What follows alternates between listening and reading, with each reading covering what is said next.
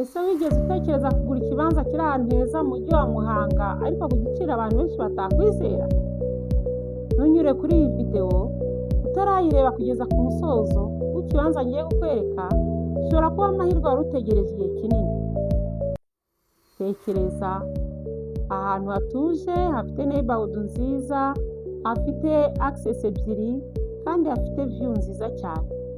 Uyu munsi nabazaniye amahirwe adasanzwe ari i Karama muri site ya Ruli, hamwe mu hantu ari gukura cyane mu mujyi wa Muhanga. Kandi ikintu gitangaje kurusha ibindi byose, nyiracyo arashaka miliyoni 4 gusa. Ese nguki? Nyiracyo arashakamo miliyoni 4 gusa. Aya si amahirwe gusa ku kibanza kiri mu miturire isobanutse, ahubwo ni tombora. Iki kibanza giherereye mu karere ka Muhanga muri site ya Ruli mu mudugudu wa Karama. Aha ni amahirwe yabonetse aha hantu.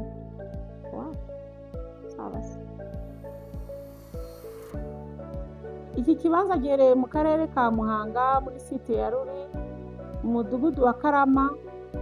Aha ni hamwe mu hantu abantu benshi batangiye kwifuza gutura kubera ituze, umutekano, neighborhood nziza n'iterambere rigenda ryiyongera buri mwaka. Ikindi gikomeye cyane, iki kibanza kiri muri metero 300 gusa uvuye kuri kaburimbo inyura kuri zipline aho drone zihagurukira. Ibi bivuze ko access ari nziza cyane, transport iroroshye, kandi agaciro k'aha hantu gashobora kuzamuka cyane mu gihe kiri imbere. Abantu benshi bifuza kugura hafi y'ahari ibikorwa remezo, amazi, imihanda, iterambere, amashanyarazi, kandi ibi byose birahari. Reka tuvuge ku bunini n'amahirwe ari muri iki kibanza. Iki kibanza gifite ubuso bwa metero kare 300, ni ubuso buhagije bwo kubakamo inzu yo guturamo, kubaka inzu yo gukodesha, cyangwa gukora ishoramari ry'ejo hazaza. Ikindi kintu gikomeye cyatuma ugura iki kibanza ni uko gifite access ebyiri, ni ukuvuga umuhanda umwe uri haruguru y'iki kibanza, undi uri ku ruhande rw'ibumoso. Ibi biha avantage nini cyane iki kibanza kuko byorohera ubwubatsi, byongera agaciro k'inyubako, kandi byorohereza iterambere ry'ahazaza. Afite view nziza cyane ku buryo iyo ugeze aha hantu tubona ko ari ahantu buri muntu yakwishimira gutura. Aha si ukugura ubutaka gusa, ni ukugura ahazaza heza.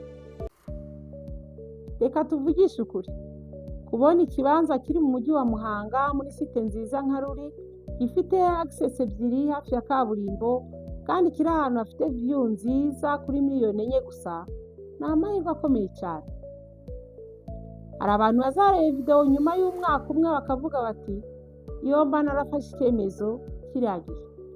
Kubera iki? Kuko ubutaka ntibwiyongera, ariko abantu n'iterambere byo biyongera buri munsi.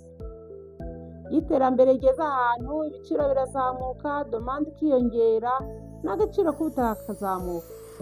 Abantu benshi bategereza cyane bagasanga amahirwe yarabacitse. Abashora neza bo bagura mbere y'abandi. Nshuti yanjye, niba ari ibintu bibiri abantu benshi bicuza, ni ugupfusha amahirwe ubusa, ni ugufata icyemezo batinze. Ariko rero nyuma nibwo ibiciro bizamuka, amahirwe akabura, ugasanga amafaranga wari ufite atakikugejeje ku cyo washakaga. Icyemezo gito uyu munsi gishobora guhindura ubuzima bwawe bw'ejo. Kandi rimwe na rimwe ishoramari si irihenze cyane, ni irikozwe kare. Tugera ku mwanzuro, niba ushaka ahantu heza ho gutura, ho gukora ishoramari rifite ejo hazaza heza, cyangwa ikibanza kiri ahantu hari iterambere, iki kibanza kiri i Karama ya Ruli Muhanga ni amahirwe ukwiye kwitaho nonaha. Hamagara ubaze amakuru hakiri kare, kuko amahirwe meza ntamara igihe kinini ku isoko.